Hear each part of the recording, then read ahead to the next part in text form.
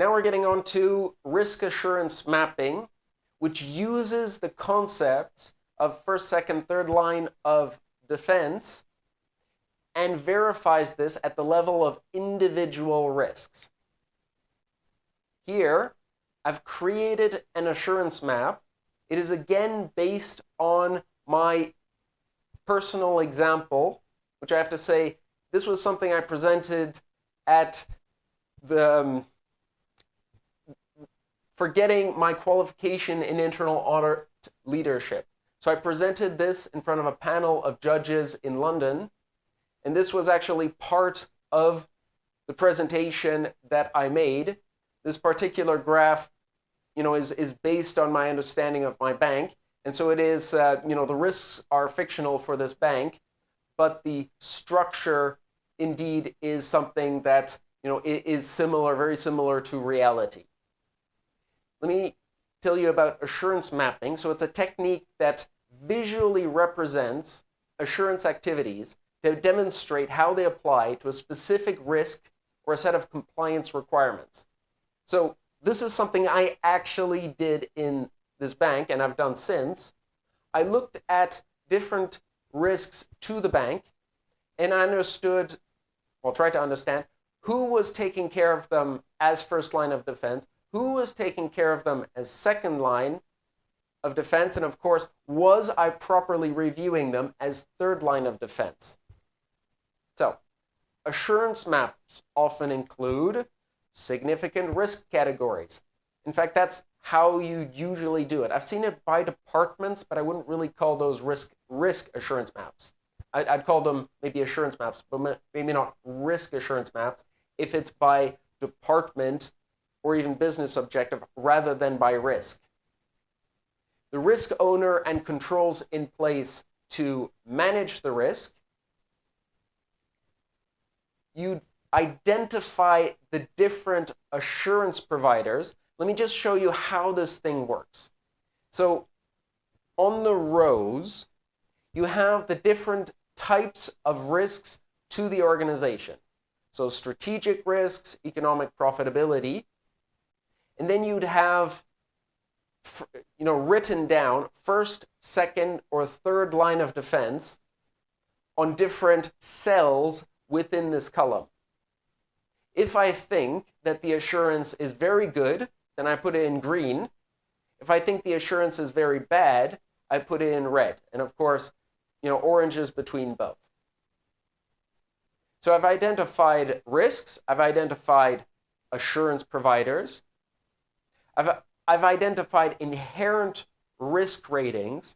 So I think that a certain risk is of a high, medium, low level before taking any controls into account. Then, of course, you look at those same risks, but after the different controls in place. And of course, you try to understand internal and external audit coverage. So let's actually spend a bit more time on this model. So you can see it very precisely here. I've made it a bit bigger. In green, we have strong assurance against risk. So I'm looking right at my first risk, strategic risks.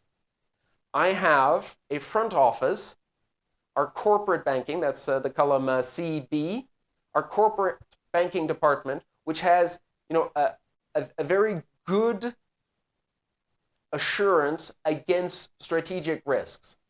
Our treasury department, it's fictional, but I would think in this fictional example that they have a bit less assurance over it.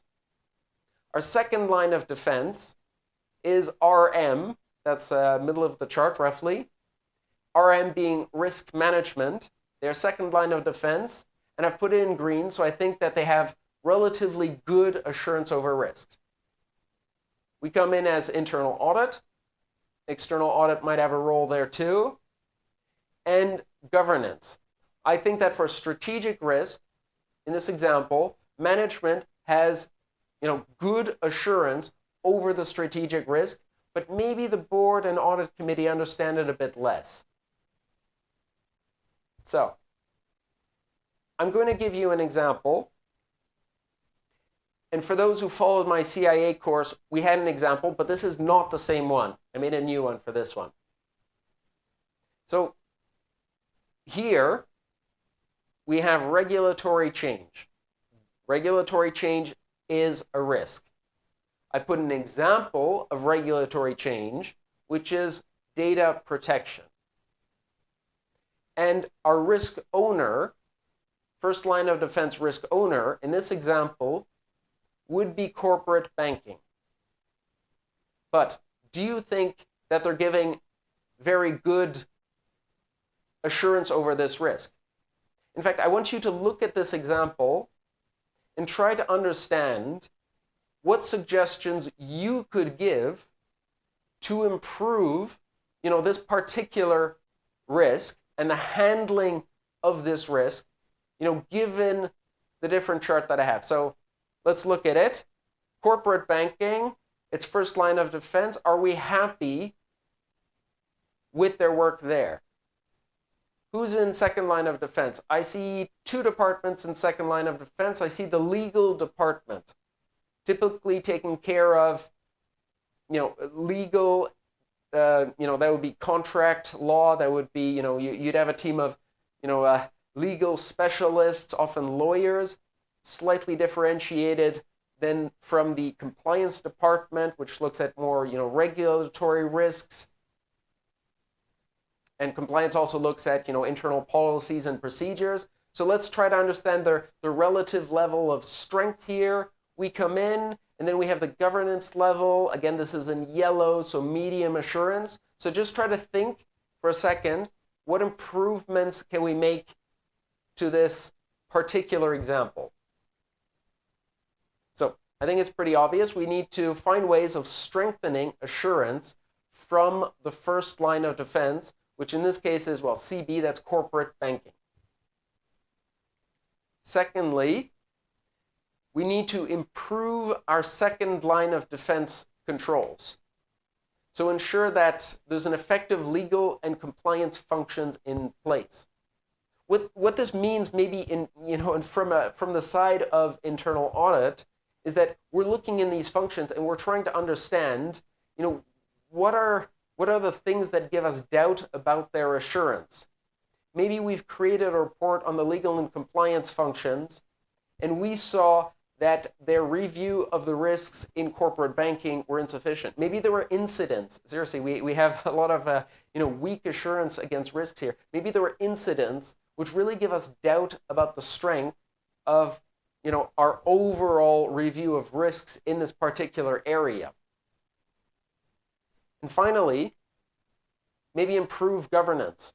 We said that there's medium assurance over the risk. Well, what could you do to improve governance? Well, for instance, ensure that the board and management, include a member with legal and compliance experience. Now, internal audit can not always fully influence that, but at least, they could suggest trainings on particular points, such as data protection.